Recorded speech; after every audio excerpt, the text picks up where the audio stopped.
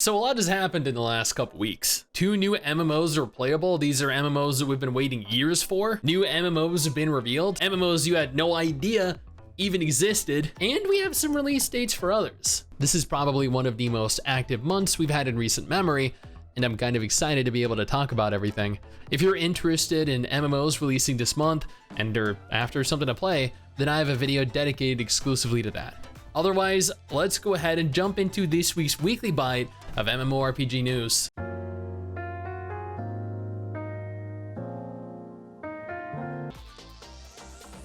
Let's start this off with Palia. MRSSTIX covered in rather great detail her experience over the course of Palia's closed beta test. She's been playing the game exclusively since the game went into open beta, and while a very different type of MMO, it doesn't really have combat or dungeons or raids or a vertical type of progression typically found within the MMO genre. This is some of the most fun I think she's had in a while. MRSSTIX is a savage, an ultimate raider in Final Fantasy XIV, and a mythic raider in World of Warcraft, so being able to just take it easy in Palia as a casual MMO is a very different experience for her. You can sign up and play the open beta right now if you're interested. This is a very different MMO to what players are used to in that, well, admittedly, has left many players criticizing it, but it definitely carries the potential to appeal to a niche audience that no other MMO caters to. It's also releasing onto PC and the Switch. Tarisland held a global beta recently and reviews were kinda mixed. Some people thought for a cross-platform MMO it was actually pretty good. Others claimed it was about as mobile-oriented as they'd expected. Nevertheless, the studio confirmed earlier this week that not only would they be attending Gamescom 2023, making their quote-unquote grand debut for the global audience, but they'll also show off the latest changes made to the game with an updated schedule for closed beta and open beta tests.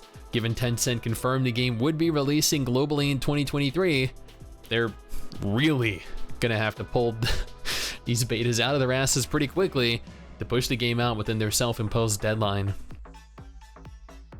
Blue Protocol was speculated to have been delayed due to Throne and Liberty releasing in 2023. Yet after repeated delays and a confirmed release for this year, NCSoft has once again shown their incompetence, having to delay the global release of Throne and Liberty into 2024.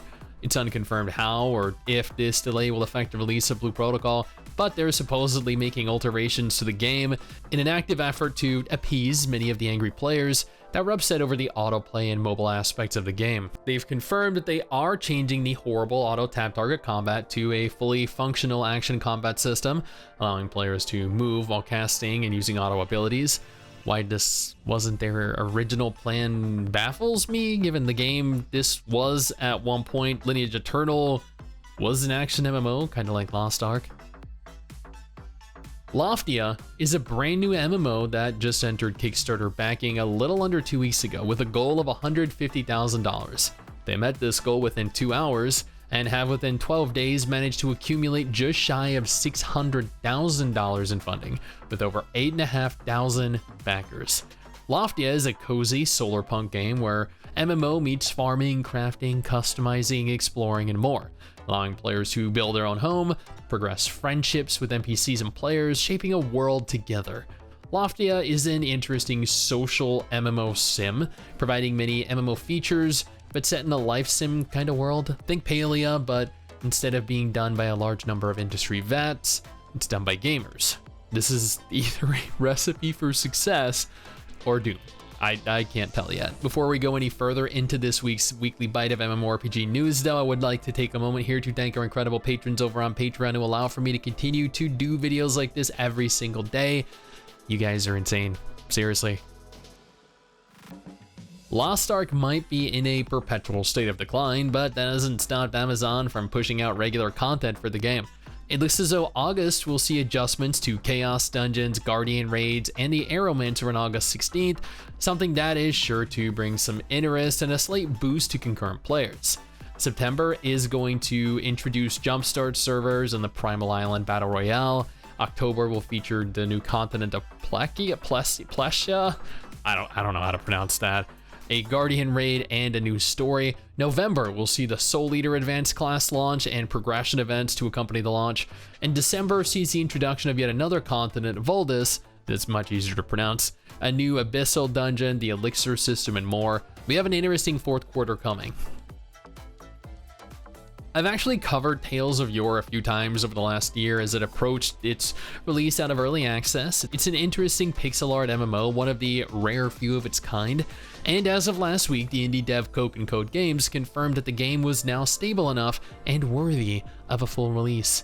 Tales of Yore is a free-to-play MMORPG releasing onto Steam and ported to any platform that has browser support, including PC, mobile, and console. Tales of Yore has thus far seen hundreds of very positive reviews over on Steam, and I'm genuinely interested in trying the game out.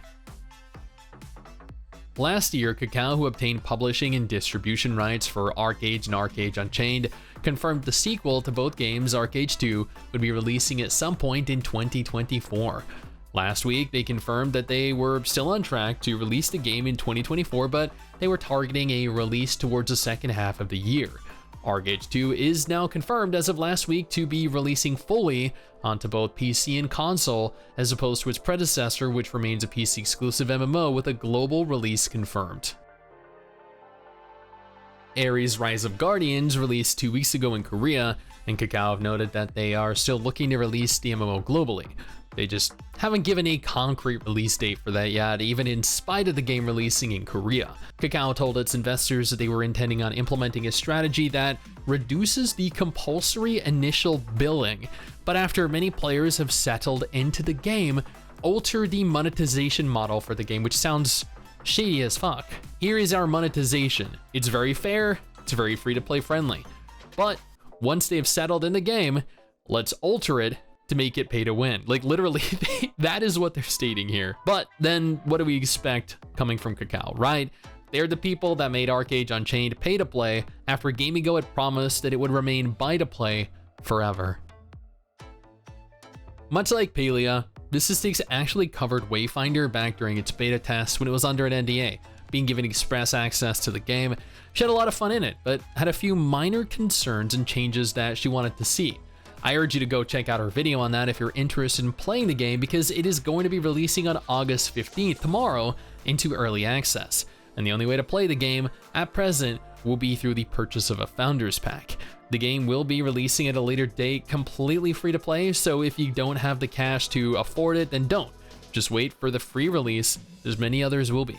The $20 minimum Founders Pack is already fairly expensive for a game that will inevitably release free later in the year. STIX will be streaming this on Tuesday the 15th, the day of its release, for those of you that are interested in checking it out. Tower Fantasy rolled out onto the PS4 and PS5 as of August 8th, and while there are many players that can finally experience the game for the first time, there have been numerous threads made all across social media recanting how bad of a launch this has been. It has been riddled with bugs, which is typical Tower Fantasy quality. The game wasn't known as Tower of Bugs because there were a lot of bug-type monsters present in game. Overall, the reception has not been too great, and I'm genuinely curious to see how this aids in its growth, or decline, rather, as there is no crossplay functionality present, absolutely fracturing the two platforms and their respective communities. And finally, Blue Protocol players have been upset with Amazon ever since they delayed the game. Then announced various aspects of the game would be censored, but those were Western players, not Japanese players. In a strange turn of events, Japanese players are now upset with Bandai Namco for numerous reasons. That warrants a video dedicated to explaining it, which I will do, but suffice it to say, players are very upset. Over 2/3 of the Japanese community that were polled stated that they were very unhappy with the direction of the game. But as of August 16th, Namco are rolling out a new patch with new content, including the new class, the Blitz Lancer, for those of you that are interested. I have a guide on how to get into the Japanese version of the game if you are, and it seems as though their mass ban waves have pretty much ceased. And that's it. That is all the MMO news that mattered to me today. If you think that I missed something, please let me know down in the comments below and I'll make sure to take a look. Until then, I got you covered with 2 videos you definitely need to check out.